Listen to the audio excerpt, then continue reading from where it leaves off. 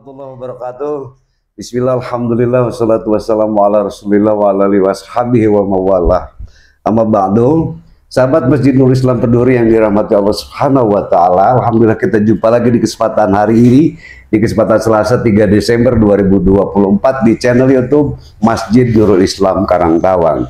Masih bersama saya Subaryadi Yusuf di ajang bincang-bincang kita kali ini, dan kita akan ngobrol-ngobrol dengan salah satu Ustadz kita, guru kita semua yang pituin dari Karangtawang. Kita akan bicara panjang lebar tentang terkait dengan masalah kemasjidan. Jadi jangan kemana-mana, tetap di channel Masjid Nurul Islam Karangtawang dan like, share, dan subscribe agar Anda bisa mendapatkan informasi yang bermanfaat pastinya. Baik, kita langsung temui saja Ustadz kita, guru kita, Kiai Haji Ipan Nur Afandi. Assalamualaikum. Waalaikumsalam warahmatullahi wabarakatuh. Alhamdulillah berkah ya. Sibuknya apa saja nih kesibukannya? Sekarang alhamdulillah saya sibuk, kebetulan kan di rumah ada yayasan haji ya, KBIHU. Oh, saya sibuk. Jadi mengelola KBIH juga ya? Membawa KBIH, mengelola dan travel umroh. Travel umroh, Masya Allah, luar biasa. Ini bukan iklan ya untuk sahabat Masjid Nurul Peduli. Kebetulan beliau adalah juga pengelola KBIH, Kelompok Bimbingan Ibadah Haji dan Umroh Darul Ulum namanya ya? Darul Ulum. Alhamdulillah. Baik. Kita berada di channel Masjid Nurul Islam Karangtawang. Kita punya program yaitu adalah Masjid Nurul Islam Peduli, Ustaz. Nah, terkait dengan masalah kemasjidan, sebetulnya masjid itu apa sih? Selain fungsi ibadah sebagai baitullah, baitud dakwah, apa lagi kira-kira bisa dijelaskan Ustaz ya? Ya, terima kasih Pak. Mukodimah dulu Ustaz, boleh ya? Mukodimah dulu boleh. Ya. Terima kasih Pak SBY. Alhamdulillah dengan adanya Masjid MPU, alhamdulillah terlihat ada pergerakan kenaikan giroh masyarakat kepada masjid. Perkara masjid itu, masjid dulu ada di dalam Al-Quran, yaitu la takum fihi abadan, la takum fihi abadalla masjidun ussisa ala taqwa. Jadi itu ayat surat At-Taubah ayat 108, itu masih nyambung dengan ayat ayat dari yang sebelumnya, yaitu ayat 107, yang dimana orang-orang munafik itu membangun masjid diror. Masjid diror itu apa Ustaz? Masjid diror yang dibangun oleh orang-orang munafik untuk menyaingi Masjid Nabawi waktu itu. Nah, mungkin sedikit bisa dijelaskan terkait dengan masjid diror yang dibangun oleh orang-orang munafik. Ya. Itu pada waktu itu digunakan atau difungsikan untuk apa Ustaz?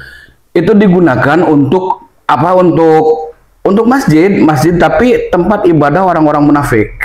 Nah, ibadah orang-orang munafik. Ibadah orang-orang munafik yang mereka itu membangun masjid diror itu bukan tujuannya, bukan berdasarkan di dalam Al-Quran yaitu ussisa ala taqwa. Ya, tapi lebih kepada untuk memecah belah. Oh, iya. Untuk memecah belah. Pada waktu itu ada ya? Ada. Kalau itu untuk memecah belah persatuan umat Islam yang di Madinah yang sedang dibangun oleh Rasulullah. Maka pada waktu itu Rasul dengan tegas memerintahkan Masjid Diror untuk dihancurkan. Masjid Diror untuk dihancurkan. Ya. Mengingat menjadi sarana untuk memecah belah umat. Nah, baik. Kemudian ini sekarang kembali tentang Masjid Rasulullah. Seperti apa itu Ustaz? Masjid Rasulullah itu seperti ayat tadi, la takum fihi abadallah masjidun ussisa ala taqwa min awali yaumin. Jadi masjid itu dibangun diasaskan pondasinya yaitu takwa. Takwa ya. Min awali yaumin, dari awal dibangunnya masjid itu adalah, walaupun bukan dari awalnya saja, tapi ketika masjid sudah berjalan juga itu harus berasaskan takwa. Asasnya ke satu cuma takwa. Asasnya satu cuma takwa. Iya. Yang di dalam masjid itu yang dibangun dengan asas takwa itu lebih ahakku antaku mafihi, lebih berhak untuk dijadikan tempat ibadah. Dan itu dan di dalamnya fihi rijalun, di dalamnya itu banyak manusia-manusia. Kenapa di dalam Quran itu selalu dikatakan rijalun, laki-laki, tidak perempuan? Tidak Kenapa? perempuan. Karena rijalun itu laki-laki itu, perempuan itu parun, cabang dari laki-laki. Jadi sudah termasuk, sudah termasuk. Oh iya bagian gitu ya.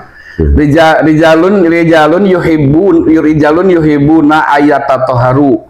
Yang di dalam masjid itu ialah orang-orang yang senang untuk mensucikan diri. Senang untuk mensucikan diri. Nah, saya melihat di Masjid Karangtawang ini sudah terlihat gerakan-gerakan untuk memakmurkan masjid yang didasari oleh takwa. Nah, baik, ini menarik sekali dan ini sangat terkait dengan apa pokok bahasan tadi, terkait dengan Masjid Rasulullah, usisa ala takwa, dengan gerakan ibadah. Nah, mungkin barangkali bisa lebih dijelaskan konsep Masjid Rasulullah adalah untuk takwa, untuk beribadah. Nah, dalam konsep yang lebih universal kira-kira apa sih sebetulnya? Apakah ada kegiatan di luar ibadah ghair mahdoh umpamanya? Oh ya. Jadi kita kembali lagi ke dasar, nanti kita akan menyebar ke yang lebih luas. Kan di orang Islam itu ada yang namanya iman. Iman. Semua orang muslim. Pondasi iman ya? Pondasi. Semua orang muslim itu, semua orang mukmin itu semuanya pasti iman. Hatta orang yang sholat belang bentong, pokoknya pasti nu preman naon gitu, kalaupun dia beragama Islam, kalau ditanya dia itu iman. Nah, cuman pan di dalam surat Al-Baqarah yang pertama, Alif Lam Mim dzalikal kitabul la raiba fihi hudal lil muttaqin. Jadi Al-Qur'an itu sebagai apa? Sebagai penunjuk kepada orang-orang yang takwa. Sebagai penunjuk pada orang-orang yang takwa. Nah, kriteria orang takwa itu ialah alladzina yu'minuna bil ghaibi. Orang yang beriman kepada hal yang gaib. Allah di dalam Islam itu, Allah itu gaib. Malaikat gaib. Kematian gaib. Rezeki itu juga gaib. Rezeki juga gaib. Nah, orang yang mengimani kepada hal yang gaib. Kalau kita lihat masjid, sholat 5 waktu, naon sih gerakan anak? Keuntungan secara materinya apa? Hanya itu memang berdasarkan keimanan dan ketakwaan. Orang takwa itu memang orang yang melaksanakan perintah Allah dan menjauhi larangan Allah. Nah, satu itu.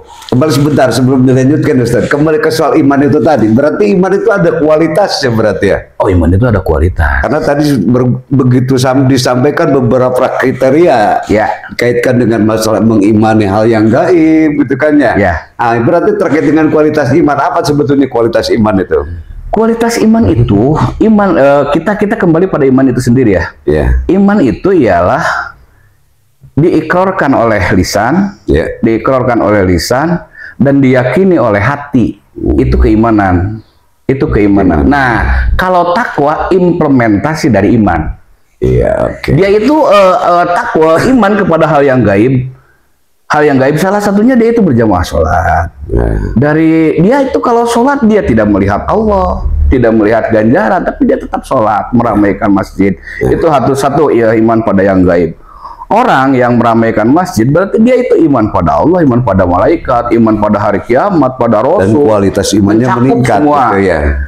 Dan satu lagi, orang yang takwa itu alladzina yu'minuna bil ghaibi wa yuqimuna shalah, yang mendirikan salat.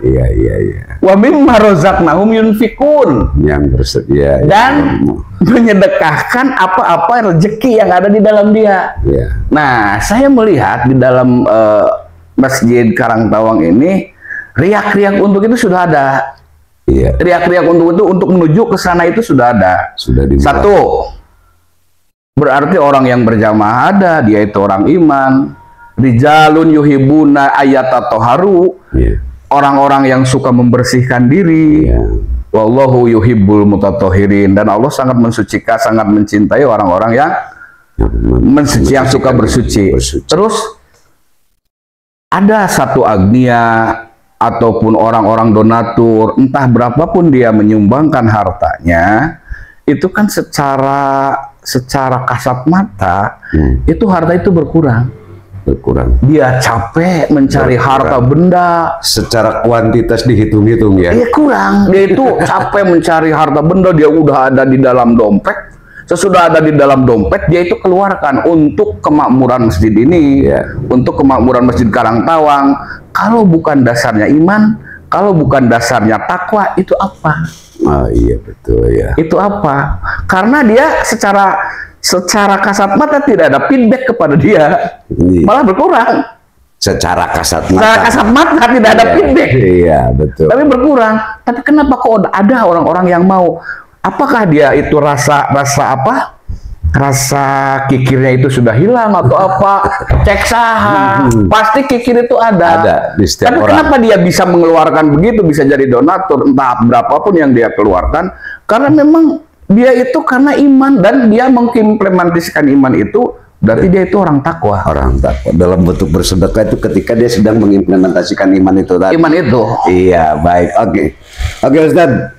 Terkait dengan sedekah tadi yang dirasa secara kasat mata seolah-olah rezeki kita berkurang. Dikeluarkan begitu ya. Karena dikasihkan ke orang untuk kemanfaatan orang gitu kan ya. Ya. Nah, ada istilah yang mengatakan the miracle of sedekah, gitu. Keajaiban bersedekah. Ya. Dan ada keterangan yang mengatakan bahwa ketika Anda bersedekah, rezeki Anda akan bertambah. Bisa dijelaskan Ustaz apa itu? Oh ya. Jadi di dalam Al-Quran, di dalam hadis itu banyak sekali.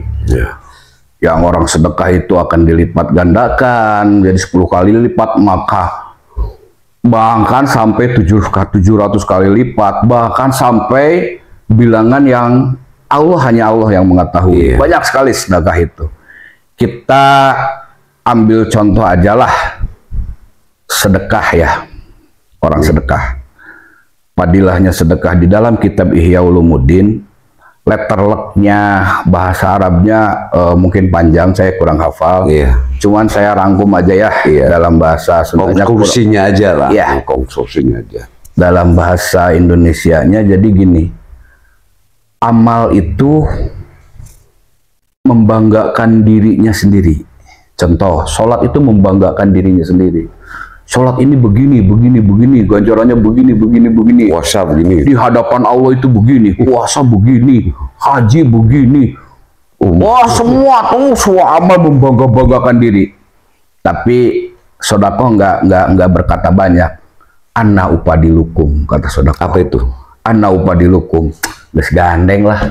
Maraneh kabeh teh kawe di handapun urang cenah. Masyaallah. Ada kabeh teh mana teh di handapun urang nu leuwih unggul mah. Itu keutamaan sedekah. Itu keutamaan sedekah di dalam kitab. Katanya Nabi Musa pernah mengadu kepada Allah tentang sedekah ini.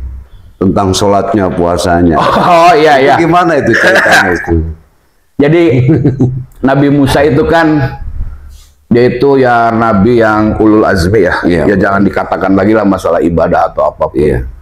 Dia itu berkata kepada Allah, apakah amalan yang bisa membuat engkau bahagia, yang membuat engkau bisa tersenyum? Apakah sholat saya?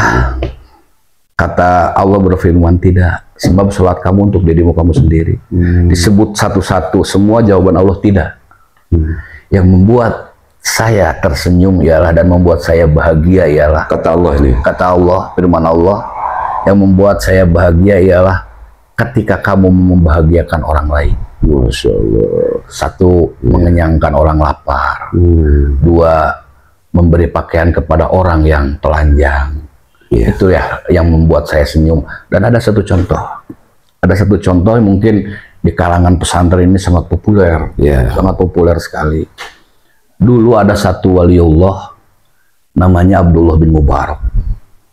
Abdullah bin Mubarak itu sedang tawaf haji. Pas putaran pertama dia itu ngantuk sekali. Tidur. Di dalam tidurnya mimpi beliau. Didatangi oleh Rasulullah Shallallahu Alaihi Wasallam. Dalam mimpinya Rasul bersabda, Abdullah, setelah selesai haji, kamu datang ke tempat anu, daerahnya di anu, kecamatannya anu, desanya anu, RT-nya anu. datangi seseorang yang namanya Bahrom. Bahrom. Dia itu agamanya Majusi, penyembah api. Katakan sama dia, salam dari saya. Wih, atuh, kalau orang sudah mendapatkan salam dari Rasul, berarti orang itu dijamin ahli surga. Jaminannya surga ya? Iya, dijamin ahli surga.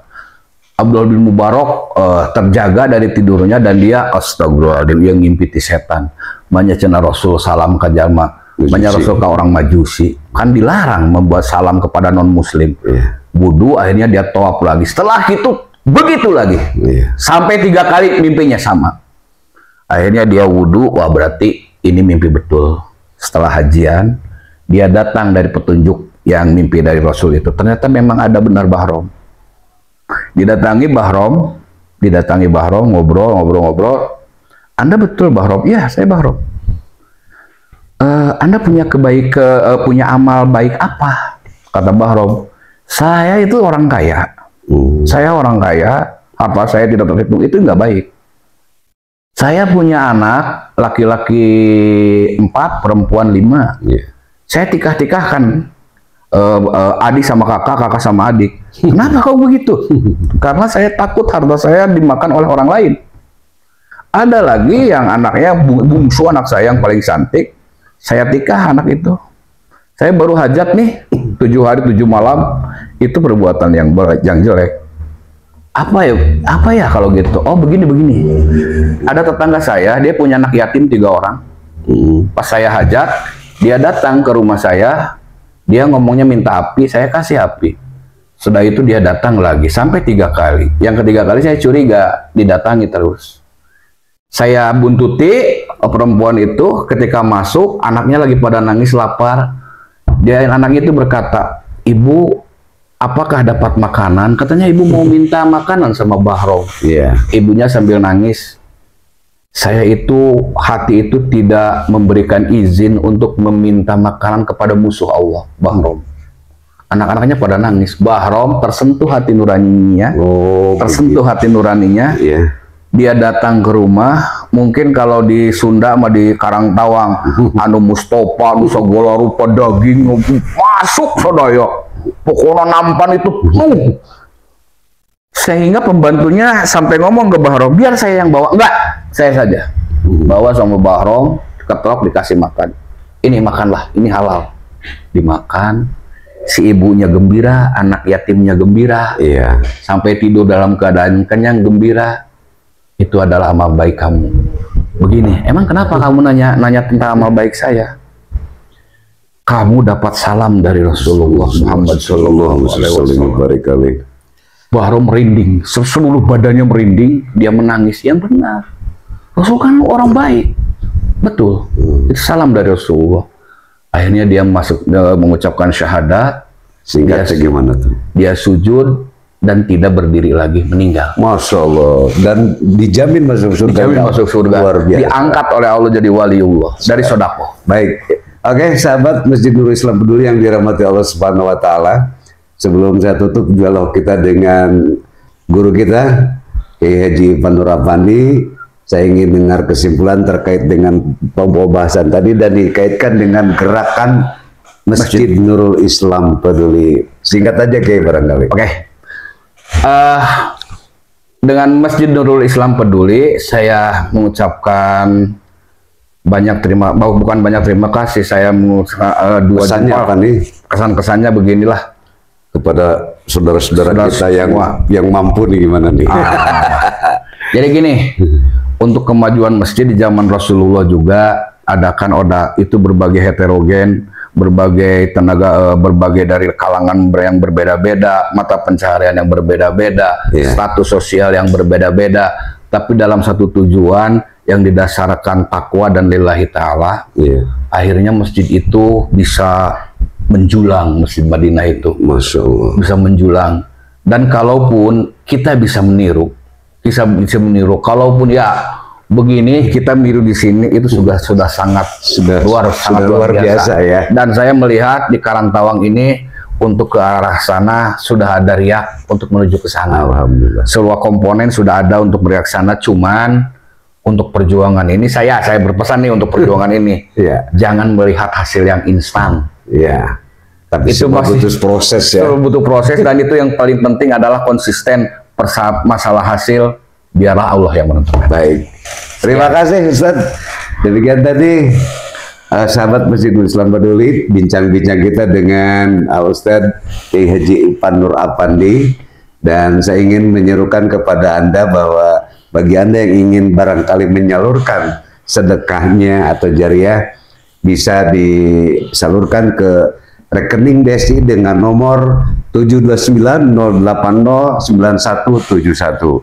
Sekali lagi 729-080-9171. Dan jangan lupa, silahkan salurkan sedekah Anda. Insya Allah tim Masjidul Islam Baduli akan menyalurkan sedekah Anda kepada yang berhak untuk menerimanya.